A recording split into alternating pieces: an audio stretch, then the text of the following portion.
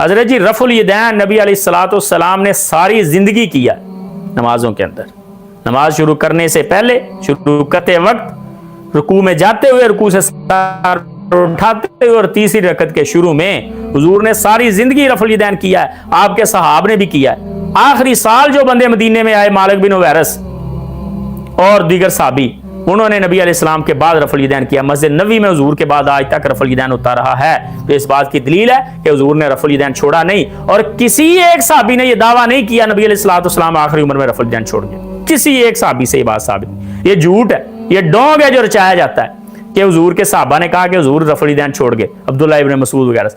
کسی ایک صحابی سے کسی ایک سند کے ساتھ آپ نہیں یہ ثابت کر سکتے کہ حضور نے رفع الیدین چھوڑا۔ البتہ بعض نے نماز پڑھاتے ہوئے نماز پڑھا کے بتا دی، شاگرد نے، لکھنے والے نے لکھ لیا، اس نے اس میں سے کچھ چیزیں مس کر دی لکھنے والی، چھوٹی موٹی، جس میں رفع الیدین بھی مس کر دیا، کچھ دعائیں مس کر دی، درمیانہ تشہد مس کر دیا۔ بعض لوگوں نے وہاں سے اٹھا لیا، انہوں نے کہا یہ دیکھو جی اس نے رفع الیدین ذکر نہیں کیا، لہذا حضور چھوڑ گئے۔ کوئی ایسی دلیل نہیں۔ نبی علیہ الصلوۃ والسلام ساری زندگی رفع الیدین کرتے رہے، آپ کے بعد آپ کے صحابہ بھی کرتے رہے۔